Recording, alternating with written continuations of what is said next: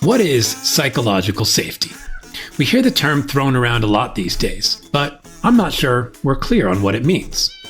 It's not the absence of stress or conflict. It's not emotional bubble wrap protecting us from our feelings. It's not a lack of responsibility or accountability. It's quite the opposite, actually, according to Dennis DiMaggio, today's guest on the DesuckifyWork Podcast. Dennis is a learning and development expert with over 20 years of experience. Whoa. His career has taken him from assisted living to HR to booze, spirits if you're fancy. He's seen it all. And he believes psychological safety is critical to the success of any organization. But it's not about protecting people from the hard stuff. It's about helping us embrace it. It's about feeling comfortable enough to admit what we don't know. It's about welcoming conflict so we can grow together. And it's about creating a culture of accountability, rooted in empathy. It's pretty clear life's not getting any easier these days. So we do well to create spaces where we can deal with that reality head on, with respect, compassion, and integrity. Dennis brings all of those things to this episode. Let's take a listen, shall we?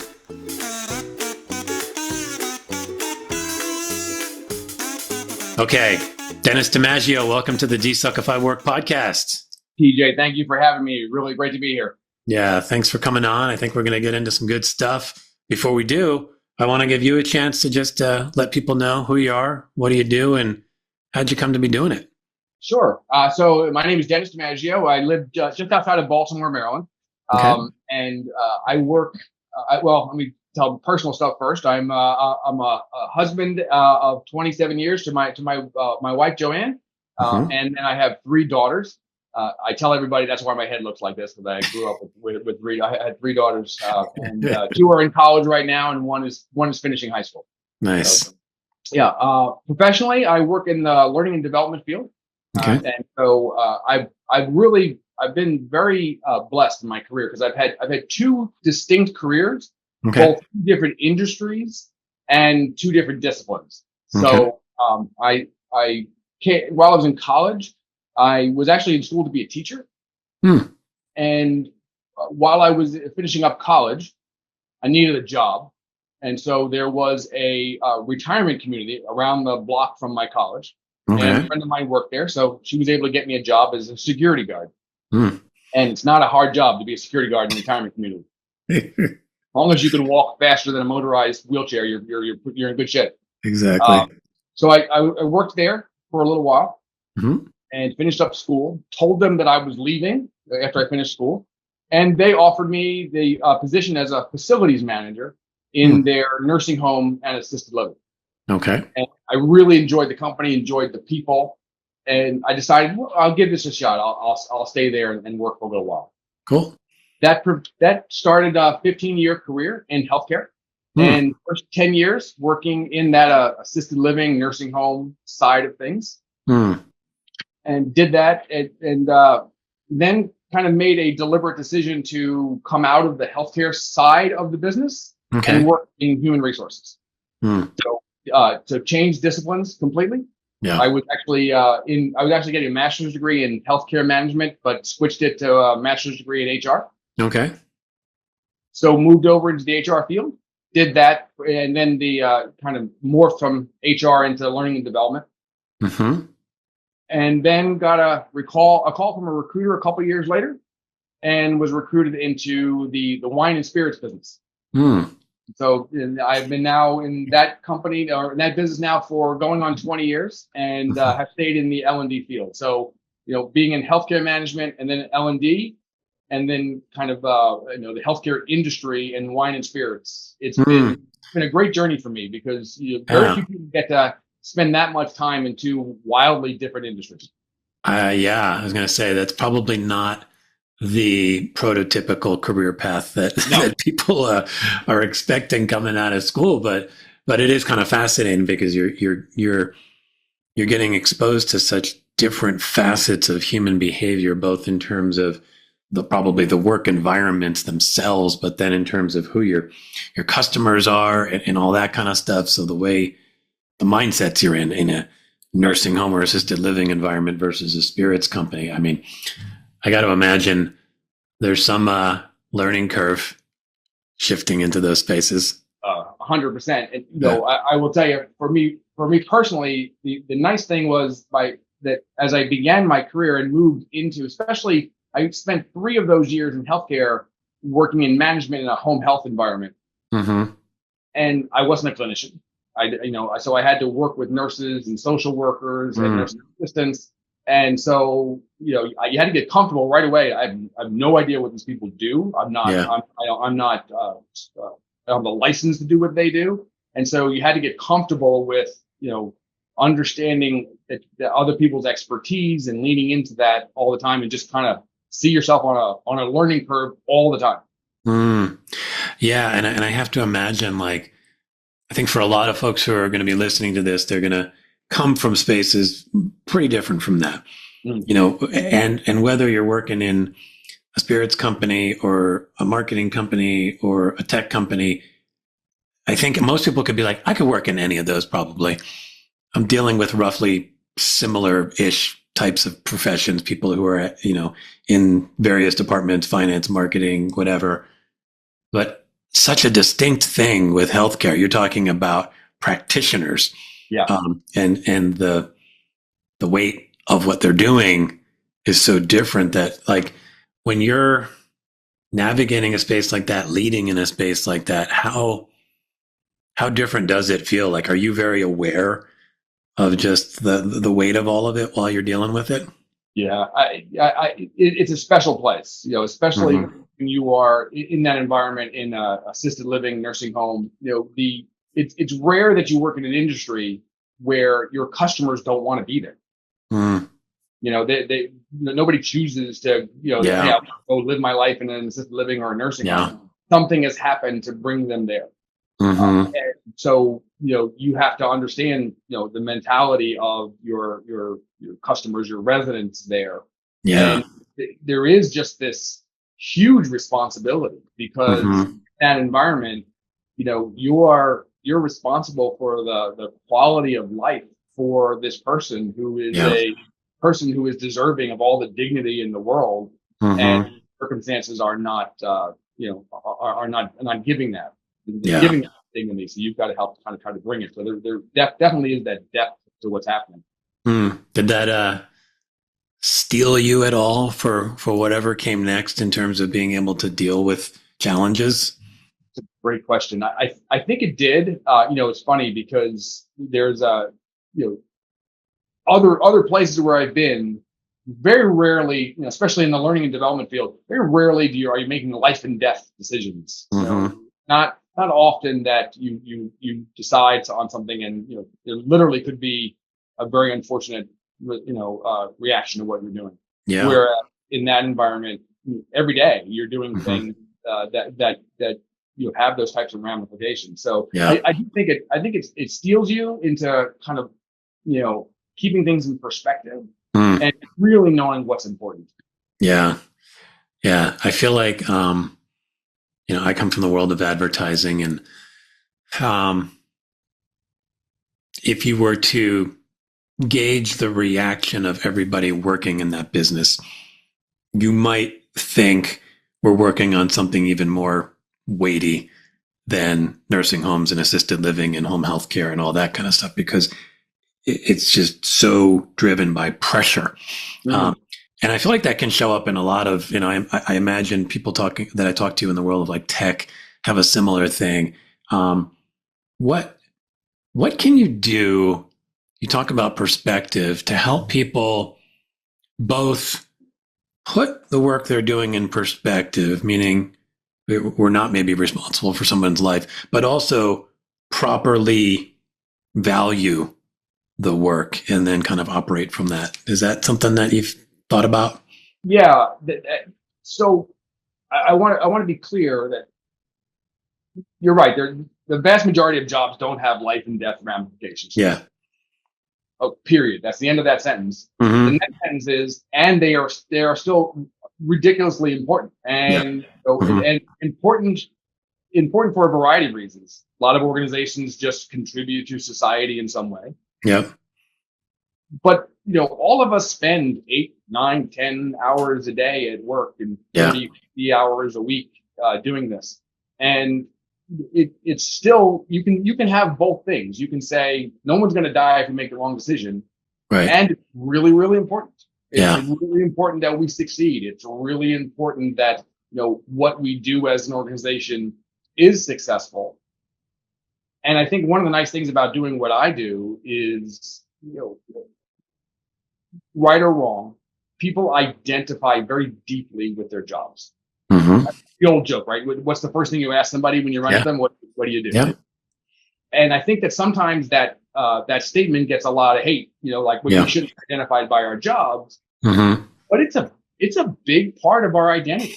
Yeah. And if you can make work better, if you can make people better at what they do, you can make them more engaged and satisfied, you're having a real big impact on who they are as people. Mm-hmm. And there's a lot of data to show that if you're happy at work, you're engaged in your job, there's spillover effect into every other aspect of your life. Yeah, totally. I mean, I think it's almost undeniable. We've all experienced coming home from work and feeling the weight of it, and then being, kind of in a hair trigger response to anything that our spouse, or if you have kids or whomever, says or does. And so I think that value is critical. I mean, it's part of my website. One of the first things I say is we spend almost half our waking hours working.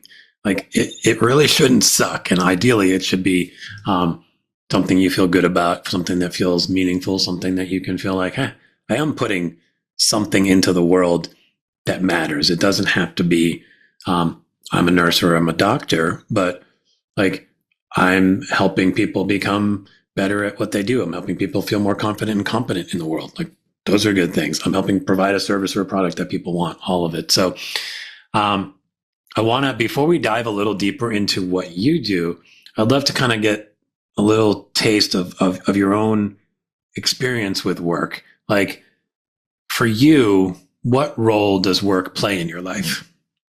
Yeah. So I've been really fortunate, and in that I've always enjoyed work. And so in college, I used to wash dishes in a restaurant. I worked in a warehouse. I worked in a supermarket. Mm-hmm. I worked overnight in a gas station. Mm-hmm. On my resume, I put petroleum distribution, but it was a gas station. So, nice. But I've always enjoyed it. I've always enjoyed going into work. I've always enjoyed that, and everything since then. And so for me, and I'm really lucky. I know that most people don't necessarily have this gift in their life where what they do professionally is also kind of their hobby. They kind of enjoy doing the teaching and the facilitation piece. Yeah. So for me, it's kind of dialed up a little bit, only because I tend to like working to begin with, and then I've been very fortunate to come into a career where I enjoy what I do. Yeah. And so for me, it's rare that I have a Sunday evening where I'm dreading Monday morning. Because it's one of those things where I get to play to my strengths a lot. I get to do those things that I know well, and I can see them playing out in the business, and I can see them playing out in the lives of the people that I get to work with. Yeah, I mean, I think as you described it, that's essentially what I think most people want from work. Some people don't know that they can get it. Other people maybe there isn't a path to getting it right in front of them, and it would take some changes systemically or otherwise to make that an option. But for a lot of people who are feeling sort of middling about work, I think the goal would be something like what you just said. Like, I do what I'm good at. I do things that I enjoy. I do things that are just part of who I am. And, I get to show up Monday not feeling like, oh God, here we go. And occasionally maybe, feeling like, ooh, God, I get to go work with interesting people today and help them become better leaders or whatever it is you're getting to work with them on. So, in the midst of your career, and you mentioned some of those earlier kind of college, school time jobs, like what would be like, do you have like a personal, like suckiest work story, even if it's just a particular moment or something? Oh, wow.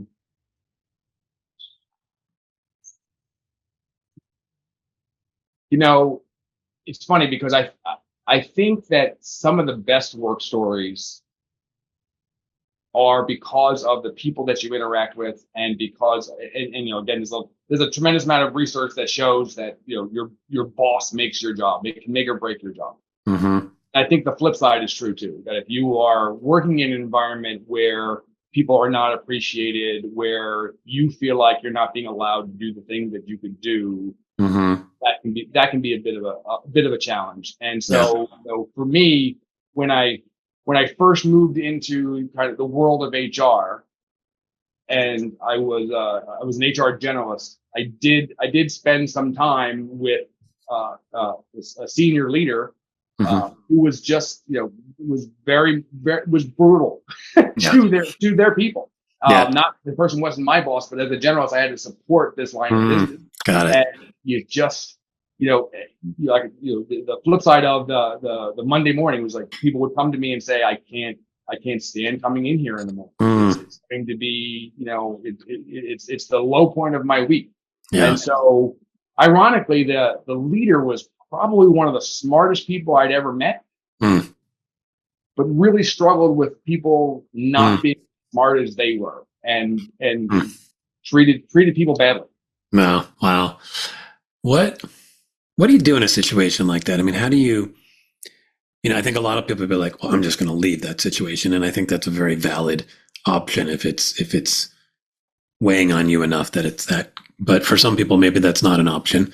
How do you navigate that? I mean, how did you navigate it? How did you talk to other people who were working directly for this person to help them navigate it? Anything that shows up there? Yeah. So, I mean, I was fortunate that I was in the position where I was not under this person's management, and yet could be in the environment a lot and try to coach the people who were being impacted by it, as well as this particular leader. And so I saw probably the most successful people who were in this reporting relationship. They were good at kind of drawing the lines of when they felt like, okay, I can take it this much, but it's not going to go any further than here. Yeah.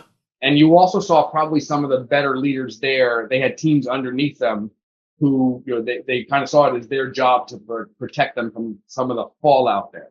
And I think what we saw there was, people who they were still very much rewarded by what they do because they were seeing the fruits of their labor, and we're trying to minimize the impact of what made it suck to be in the department. Yeah, I think that kind of advice can just be really helpful because inevitably at some point we're going to find ourselves in something like that. We're going to have a mismatch with the manager. We're going to be surrounded by somebody who just struggles with the human side of managing. Like you said, they might be brilliant.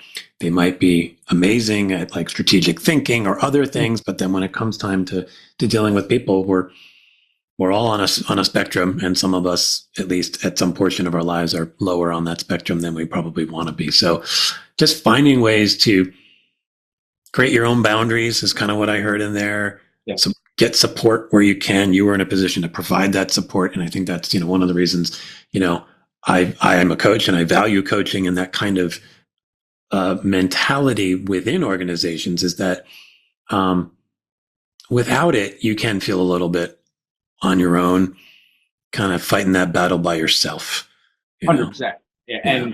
And anytime you feel you're in a bad situation, when if you've got some people around you, or people who are they're in it together, there is some value to what's the old expression? A joy shared is doubled, and a hardship shared is halved.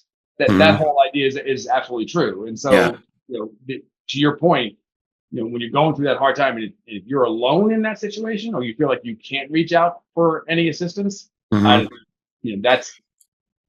there better be some real reason why you're staying in that job, because that's unhealthy in every imaginable way. I agree.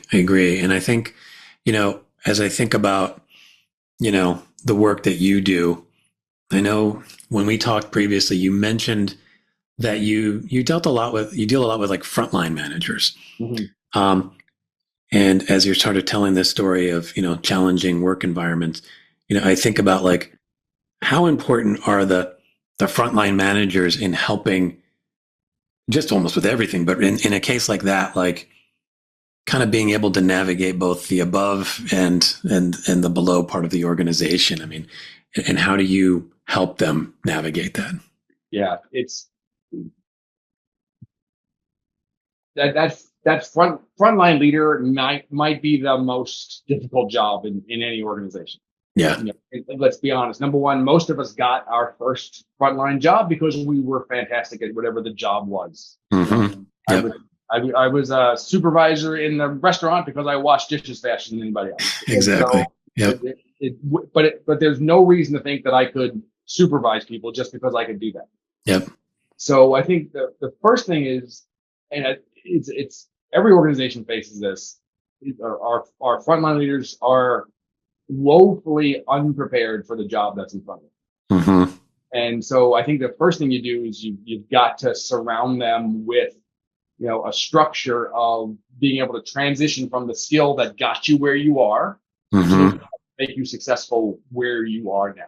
Mm. And, you know, for me, over the course of my career, I've been that person. I've managed those people, and then I've supported those people from the outside. Mm-hmm. And, you know, being able to do all that, to be able to give them the structured learning they need, give them the feedback, the accountability, the coaching they need to go forward, and then, you know, let them go out and try it, and then report back on how did that go, what went well, how do you repeat that, what didn't go well, and how do you be very honest about what didn't go well. Be able to okay, let's not let that happen again. And so as you're describing that, and within your kind of current role, are you a support, kind of coaching support for somebody in that case? Like, you're not necessarily managing them, but you're coming in and helping to provide support. Is that kind of the role? Yeah, the role that I have now, I work with a team of field coaches in our company, and it's about 25, 26 of us across the U.S. and Canada. And we have a bunch of responsibilities, but the number one thing that we do is that we do support those frontline managers. We go out and we have the structured learning. We give them the coaching. We give them the feedback. We coach them to be coaches of their own people. Teach them the principles of that. Give them the tools to have, you know, effective meetings with their people or with their teams. But it's an ongoing journey. You know, you're never going to finish this. And so, you know, part of the way to make that successful is you have to make sure that they feel like they can say, I'm not good at this. I'm not good at this. And that's okay. Yeah. That's hard, right? Because, you know, I think about sort of the distinction between external coaches and an internal coach. It's hard as an external coach coming in and talking to somebody and getting them to feel safe enough to really like reveal, like, I don't think I'm good at that thing, and I feel like I should be, but I don't really know how to be. Well, okay, now there's room for us to talk, but it can take a little bit. When you're within an organization, it feels like it could be a layer more challenging because you are now sort of wearing the badge of the company when you're doing that. So what allows you to, or what steps do you take to create the safety in that kind of relationship so people can be vulnerable about that stuff? Yeah. As you described that, I would be, you know, if somebody says, I don't think I'm good at this and I should be. Yeah. I think the added piece of angst is, and everybody thinks I am good at this, and I really should be by this time. People expect me to be good at this, and I'm not. So, you know, I think a lot of it is that, you know, the $10 term for it nowadays is psychological safety, right? Yep. There are just so many things that we expect people to be good at. None of us are good at all of them. None of us are good at all of them. And I think that, you know, as an internal coach, part of what you have to do is you have to start with the, you know, that honest relationship about, you know, hey, I'm not good at this either. It took me years to get good at this other thing. And when I was in your company, I had no idea what I was doing here. And that's okay. Now there's a degree of confidentiality as an external coach you can assure that sometimes you can't do as an internal coach. Mm-hmm. But you have to do as much as possible. You have to make it an environment where somebody's free to say, I don't know how to do that. Yeah. And the best teams are the ones who everybody says, yeah, I don't know how to do that either. Yeah. And then, or I know how to do that thing you don't know how to do. Mm-hmm. But if you know how to do it, then I don't know how to do. Yeah. Maybe we could figure this out together. And those are the best teams. Yeah. And that's like those aha moments when you realize that. And it's like, oh, wow, we were like both like pushing boulders uphill, and like we could each swap and be pushing them downhill, rolling them downhill. Yeah. And as you described the experience of coaching folks, I thought there's the coaching conversations, and then there's the broader cultural conversation. Because it's like, as you described what a great team is, like, I kind of suck at this. I know I'm happy to try to get better at it. I want to get better at it. And I want to learn from somebody here who maybe is better at it. But to feel free enough to say that not only in a coaching conversation, but like in a meeting with the team, maybe even like when your boss is there, like that to me is like when you're really like steeped in valuing safety, right? Yeah. Where I can own up to like, yeah, I'm not great at this, but the culture sort of supports that as like, right, what can we do to help you get better at it? Or you may not need to do that. Do the thing that you're good at that Susie's not good at, and vice versa. Like, is that a part of your role as well, helping to kind of stimulate some of those cultural discussions? Yeah, without a doubt. And the thing you just mentioned before about, if you're in a meeting or with your team, and do you have the ability to raise your hand and say, I need to get better at X, Y, Z? Mm-hmm. And you said, well, that might be a meeting where even your boss is there. Yeah. But I'll tell you, if you're in a meeting, if you're in a situation and you don't know your boss, I shouldn't say that. I was going to say if you don't know your boss's weaknesses, but most people know their boss's weaknesses. Mm-hmm. If your boss has not articulated their weaknesses to you, yeah, you're probably not in a place where you can feel like you can say, here's what mine. Yeah. Mm-hmm. There's that responsibility, is that a manager's responsibility is to, just kind of be upfront. Here are the things I'm brilliant at, or I think I'm brilliant at these things. Yeah. Here's the places where I muddle through. Mm-hmm. And by the way, a couple of these muddle through, I'm going to count on. That's why I brought you here. Exactly. I brought you here to do these things I'm no good at. Mm-hmm. Yeah. So, but that type of setting that example. Yeah. Yeah. You're modeling it. Yeah. Yeah. Modeling. Yeah, exactly. And then everybody will do it with each other. So I'm very fortunate. I work on a team of people who they do that all the time. There are a number of people on the team that I work with who we know who's an expert on this subject and who is maybe not an expert in it and really not that interested, wants to get passable but doesn't. And then others, they want to become an expert in that thing, and so they lean on each other and they educate each other, and that's one of those places where you don't get to learn until you say, I want to learn that. And the reason I want to learn that is I'm not good at it. Right. Yeah. And when you don't have that, that's when you end up like the person you mentioned before, where you're like, I should really know this by now. Right.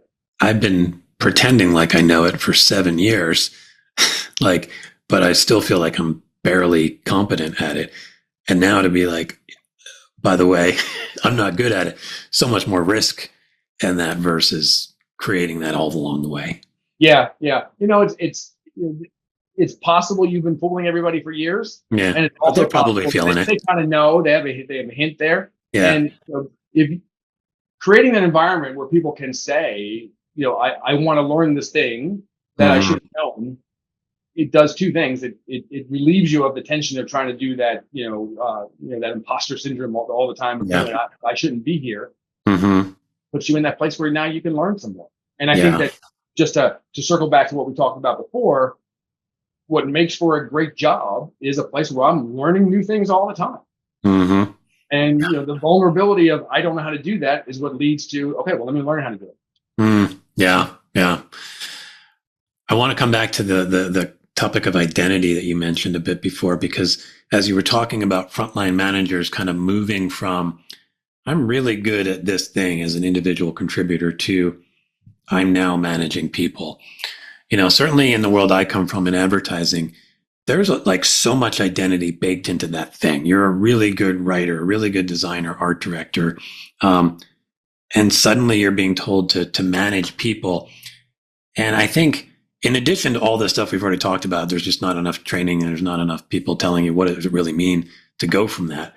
There is a little bit of like, I'm losing I'm excellent at this thing, which is part of my identity. Yeah. And I have to sort of kind of hold that over here. I'm not losing it. I'm still that, but it's not my front facing identity anymore.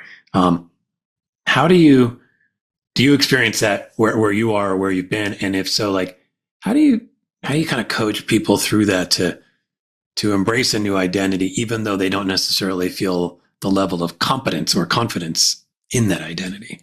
Yeah. Yeah. Really, really important, because if they don't, if that identity, if that feels like a loss to them, they're going to fight it, whether they realize they're fighting it or not. Mm-hmm.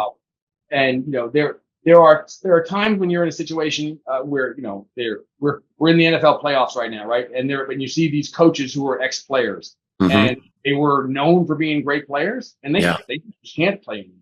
Mm-hmm. And so now they have to move over and develop this new thing to be a coach. Yeah. But what you're talking about is different. They could stay in that position and continue on. Yeah. Mm-hmm. But they are moving into another thing. So I think there's two things. I think there is that it's getting people excited about learning that new competency, that new thing to do to be an excellent leader. Mm-hmm. And that might be a whole new skill for you to develop. Now, mm-hmm. can you lean into those other things you used to do? Sure. Yeah. But that's a brilliant thing. And then to be able to teach people to do that thing that you were brilliant at, to enhance those skills in other people. The analogy I use all the time is, you've got to, as you go into higher levels of leadership, you're Merlin, not King Arthur anymore. You're not pulling the sword out of the stone anymore. You're advising the person who's pulling the sword out of the stone at that point. And that's a fun place to be, because you're taking that lifetime or years of experience doing something, mm-hmm. bring somebody else along. Yeah, and as you said that, it reminded me that one of the things that, again, kind of at least in the advertising creative space that can show up is you view yourself as this creative person. Mm. And I think there is at least maybe a sort of stereotypical view of what it means to be a manager or a leader that feels like, I'm a suit now. I'm you know what I mean? Like you're sort of, and I don't believe that that's actually true. And I actually encourage people to like, how can your creativity show up in this new space? And as you talk about getting excited about learning something new and getting excited about like different ways you're going to now show up. Well, that's creativity. You're creating a new identity. You're creating a new way of being. So getting some of that connection to who you are in that way can also show up. And I can imagine that's true for anyone if their job has been like really good at being like an analytical thinker and solving problems and constantly being rewarded for that. And now you want to bring that to management. Well, okay. How do we tap into that side of you? So much of, you talked a little bit about strengths before, and there's kind of like the blend of like strengths and passion. Yeah. I feel like that's when like magic happens. How do you help people connect to each of those things? Are there certain tools you use or process you use? And what do you see as the reward when somebody really does connect to those things? Yeah. So a few years ago, I personally and members of my team, we got certified through Gallup for Clifton Strengths. Okay. And it's a fantastic tool. I'm a big believer in different tools that can help you understand what drives you, what are those things you're naturally good at. Mm-hmm. And so, but there are a number of them out there, but for the sake of our conversation, I'll talk for a couple minutes about something like a Clifton Strengths assessment. Mm-hmm. Those types of, when you coach using a tool like that, number one, any type of kind of self-discovery, self-awareness, really helps kind of ignite people to kind of understand, oh, I'm really good at this thing. How do I do more of that? Mm-hmm. Honestly, though, if you're trying to use that type of thing to select what job you want, that can be a little challenging. There's only so many jobs out there. Yeah. To me, the real winner is when you take an assessment of some kind and you figure out, what am I really good at? And then you say, all right, how does being good at this translate into the results of the job I'm doing now? Mm-hmm. Just a real quick story. Probably one of the first times I ever did a Clifton Strengths assessment on a team, member of the team was disappointed because their results showed that they were lower in the strength of being strategic than they thought they should be. Okay. And they expressed some disappointment with that. Mm-hmm. And so as we talked, I said, what do you think being strategic will get you? What will that allow you to do in your job? And they rattled off 3 or 4 things that they thought that being strategic would help them to do. Mm-hmm. And I said, well, you don't want to be more strategic. You want to do those things. So how do you take the things that you're good at and do those things through the talents that you have? So to me, that was able to ignite in them a little bit of, okay, I don't have to go learn this. I don't have to be good at something I'm not naturally good at. Yeah. Instead, take those things I'm already good at and point them in the direction of those results. Yeah, that's a really interesting mindset shift, right? It's like, I'm excited by those things, but I've created a story that 100%. I have to be strategic and have to be really smart strategically to do that versus, if I'm better at connection, I can do those things through the lens of connection. And it kind of reminds me, there's an assessment that I've used sometimes. It's called the YOS, and it's more about like what drives you. There's other versions of driver-based kind of assessments out there, but like for my own example, like I worked as a creative, as a writer and a creative director, and my driver is what they call make sense, very much a problem solving mentality. And like what I think did innately was apply that, what was also a strength and a passion, into the job. Although the person sitting next to me might have been somebody who was more driven by like challenging the status quo and just constantly shaking things up. And so they might have looked at me like, I don't understand what you're doing, because you're doing it so differently. But the beauty is when you do those assessments is you get an opportunity to even connect with people around that. Like, oh, okay, so I think I know how to communicate with you because I want to use the language of what you're good at, what drives you, et cetera, et cetera, et cetera. So that feels like another piece of what you're offering people with the Clifton or the Gallup strengths is, an opportunity for people to sort of own how they show up, and then others to embrace that. Yeah. And I think, any of these assessments, are kind of that doorway into, who somebody is. And once you're kind of, in there and talking about who somebody is, it leads to that kind of, self-awareness about, what will feed me and what will make me the best at what I do. I do think, though, it's really important that when you're, to not lose sight when you're working with an entire team of people, there used to be a philosophy that for something like strengths or, any of these assessments that you really want to have on any given team, the best thing you can do is have a diversity of strengths and a diversity of perspectives. And while that is true, a lot of the research has shown that what's even more important than having a diversity of strengths is having the appreciation of strengths. Is being able to understand, okay, now I know what makes TJ tick. And so if you want to make sense of things and I want to blow stuff up and I'm sitting down to talk to you, I know this about you before I start talking. And all right, stick with me here. We're going to make sense out of this, but let me explain how I want to deconstruct everything we're doing right. And so that awareness really helps, helps people to work better together.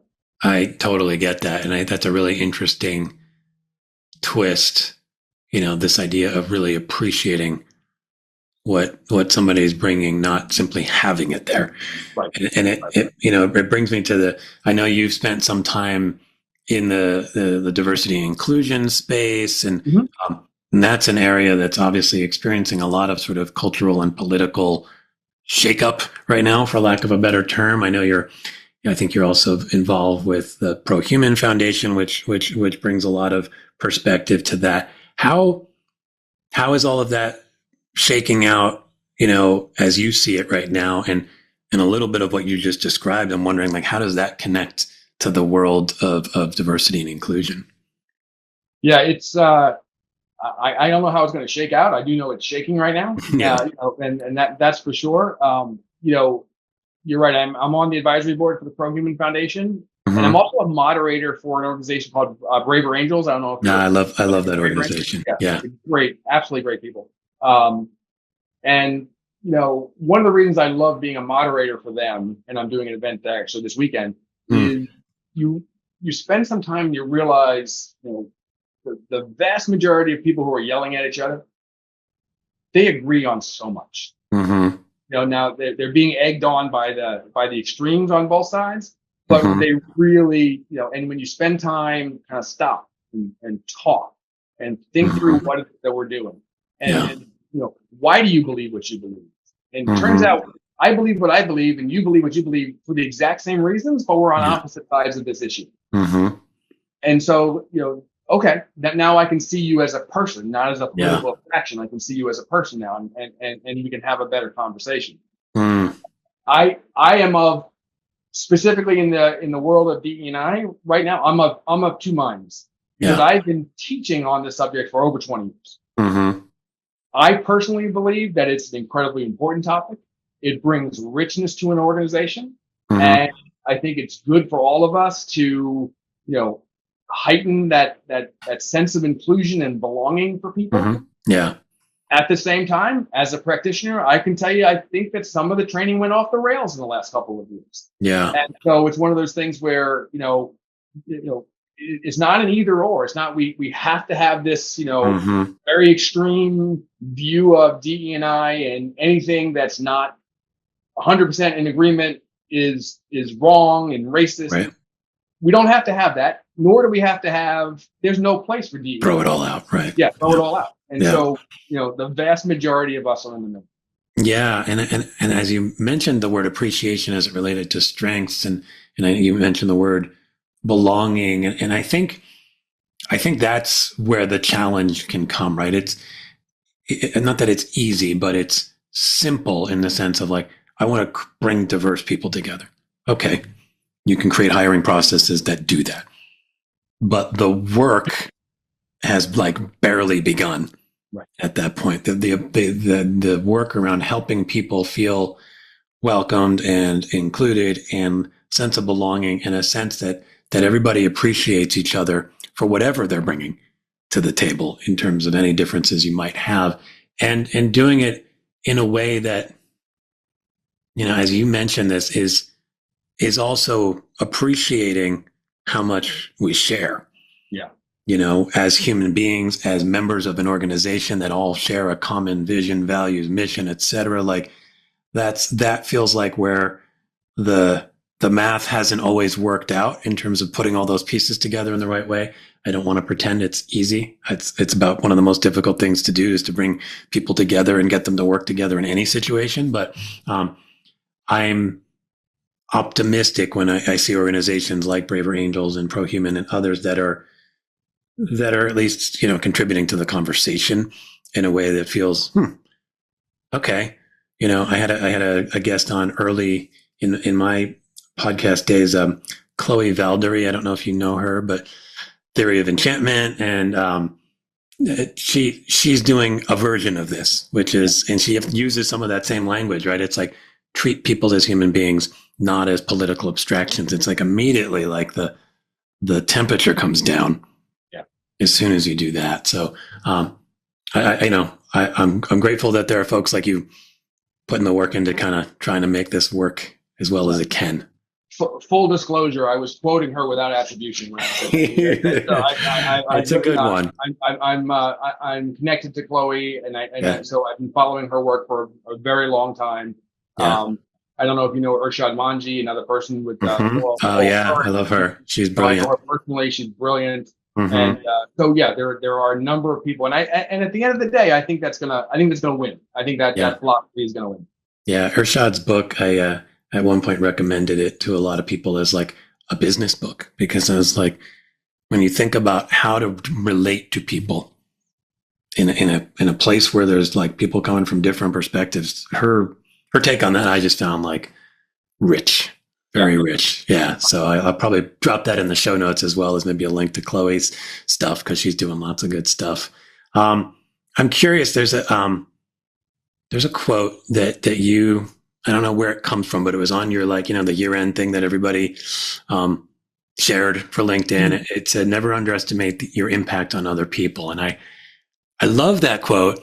And then I think I'd be really curious how different personality types react to that quote, because it's like, it can either be like the most uplifting thing in the world, like, "Oh, I get to impact people," or it could be a little like, every move I make has this impact.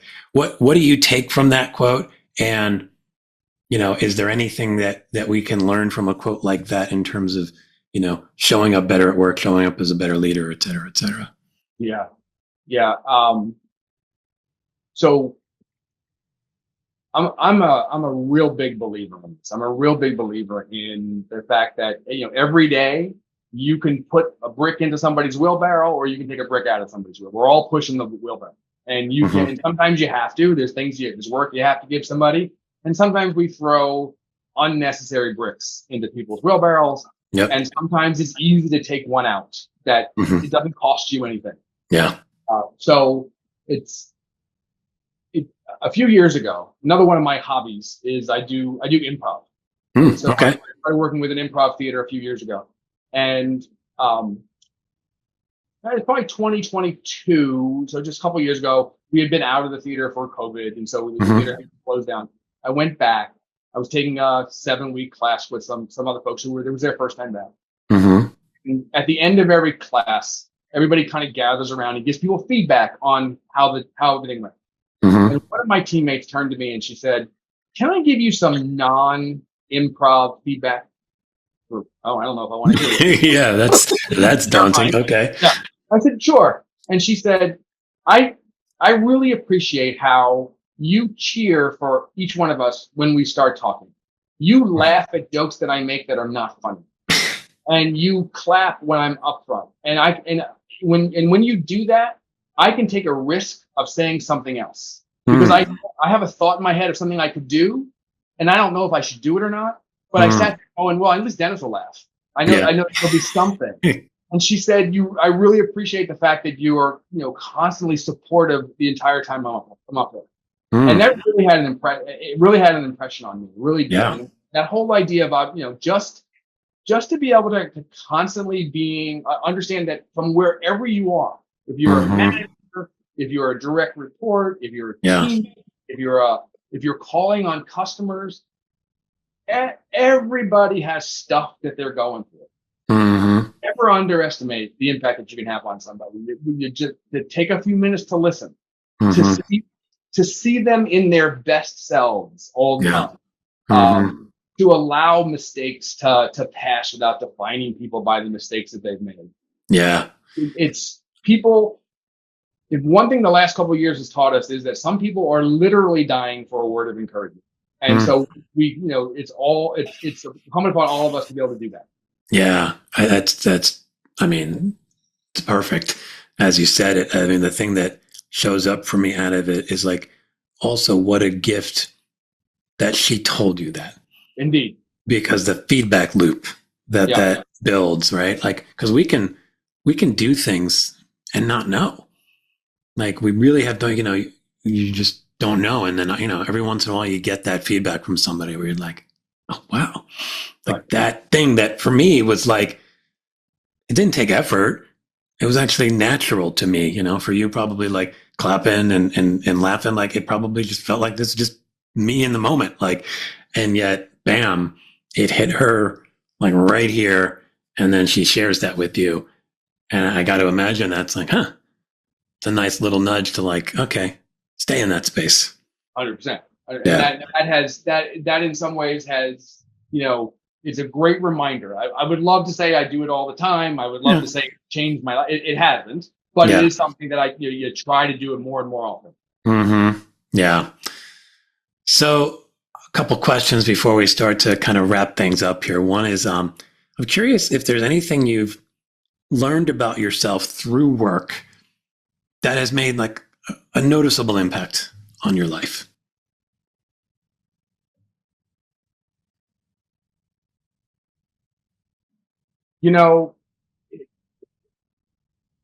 One thing that I've learned about is whether it's myself or other people, 90% of life is showing up. 90% is, and I don't mean just like physically be there. I mean, actually kind of be dialed in, be present with people, be there all the time. And so that's been a big deal for me. And then just another thing is just, I have a learner in my top, strengths. I'm always kind of looking for where I can learn something new. And there are just lessons everywhere. There are the ability to learn something new and to learn, just kind of or even just relearn universal truths about people all the time. There are certain things it's good for us to remind ourselves of certain things. And so for me, every day is this ability to learn something new and to have an impact on somebody or have them have an impact on you. Yeah, no, I love that. And it reminds me that part about kind of relearning, like the value of, in the midst of lots of new information that comes to us, that there's some time-tested stuff out there, whether it's, reading the Stoics or whatever it is. Like there's stuff that's like, you appreciate the lasting truth of certain things when you can see that it's been demonstrated in something thousands of years ago, hundreds of years ago, 20 years ago. And then presently there's a podcast and a book that are all circling around the same thing. It's like, wow, the weight of that like sinks in so much more deeply than, when it's just hit you one time, I'm curious for you if you have a question that we can put to our audience. This is something I've been trying recently, like to give them a chance to engage with the conversation. Do you have anything we could pose to them? I think I'm always on the lookout for what are those best practices you have? What are those things that you do to continuously keep that people first mentality? Being able to see people in their humanity and being able to understand how do I deeply appreciate everybody in any situation. We're always so busy. I always use the comparison of we're playing checkers all the time, and sometimes we have to slow down to play chess a little bit. I love that. The whole idea of in the middle of checkers, in the middle of the urgent, the ringing phone, the monthly deliverables, the patient needs to be taken care of right now. All of those things that happen. How do you keep people in view all the time? How do you make sure you're constantly prioritizing, for your team? Is something that I'd love to hear some best practices. Oh, I cannot wait to hear some answers on that, because I know I could use some help with that. Even as you said it, I'm like, oh man, playing a lot of checkers lately, and I know I want to play some chess. Yeah, we have to do both, right? I mean, there's no, there's a time for all of it. Yeah. So if we could kind of roll all of this up and wave a magic wand and create a fully desuckified work world, what does that look like to you? I think there's two things that when I see a desuckified work environment, there's usually two things that are there. The first one, and we've talked a lot about managers, and we've talked a lot about leaders and how do you invest in them. So everybody deserves to have a good leader. Yep. And so to me, to wave a magic wand and to create leaders who they're 100% holding people accountable, but they're doing it with deep empathy. Mm. They're, strategic and looking at what's the next thing that needs to happen, but they're doing it in a way that they are, they're honoring everything, everything that people hold as valuable. And so being able to mix those skills together in leaders. Even more so though, I would say, and you kind of touched on it earlier when we were talking about, how people see their roles and their identity. Yeah. A really DeSuckified workplace is when, the person who's in the restaurant, they don't think they're washing dishes. They think they're helping this person have a great meal and their family is a great time together. And, and you have a nursing assistant, one of the most difficult jobs in the world. They're not a nursing assistant. What do you do for a living? I help people live with dignity. Yeah.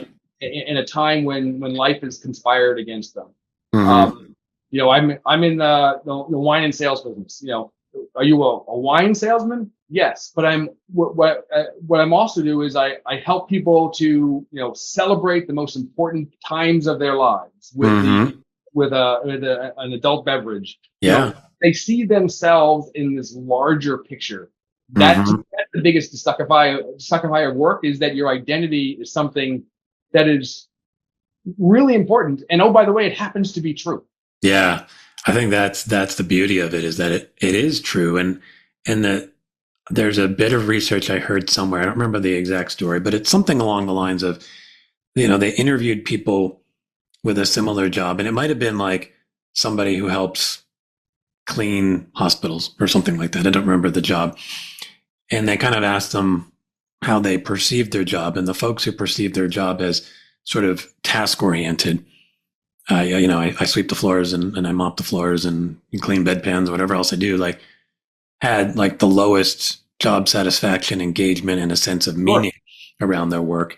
And then those at the other end of the spectrum who realized that they were creating a safe environment for people to get healthy and live lives that really mattered to them, suddenly all of this meaning came with them.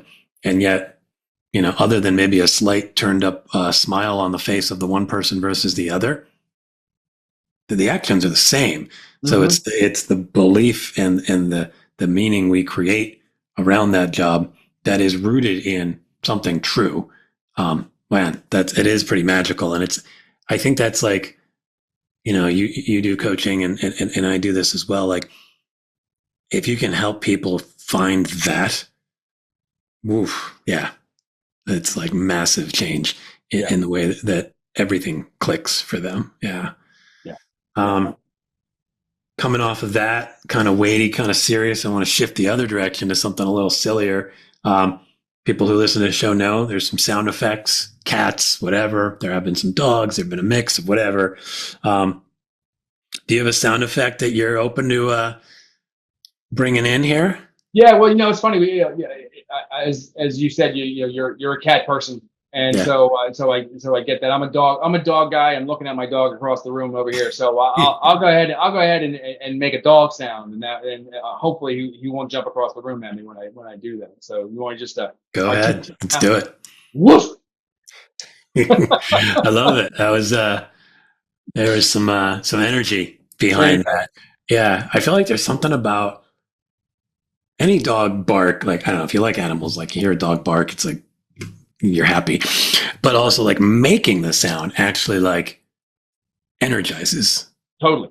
You're putting yourself into it in a way. So there's something like interesting that almost connects back to a lot of what you've been talking about, showing up. Well, you're really showing up when you put yourself into it. So I like how that kind of connects. Well, Dennis, before we drop, I do want to give people a chance to know where they can find you if they want to connect with you in any way. What's the best place for people to find you online? Yeah, so the best place for me is probably on LinkedIn. So I'm on LinkedIn. I try to go on there. I go on there a couple times a week, and I'll try to post a couple times a month on different things where I see leadership lessons happening, or places where I see insights. If I'll post. I just recently posted something about the movie Wicked and something I found from a leadership capacity there. That's cool. Yeah, I've been to a couple months ago. I went on I was chaperoning a group of junior and senior girls at Disney World, and boy, there was a lot of lessons there. So, I think we can all imagine my ramblings about leaderships and teams. Oh, that's fun. That's cool. And I think, definitely that. And I also will drop some of the other stuff we've talked about here in the notes. The Pro-Human Foundation. I think the Braver Angels probably not a better time than right now to kind of help people connect to that line of thinking around helping us just see each other as humans and then work from there. So, all right, Dennis, thank you so much for coming on. This was an amazing conversation. I appreciate it. The work you're doing, TJ. Thanks. All right. Thanks, Dennis. Bye-bye.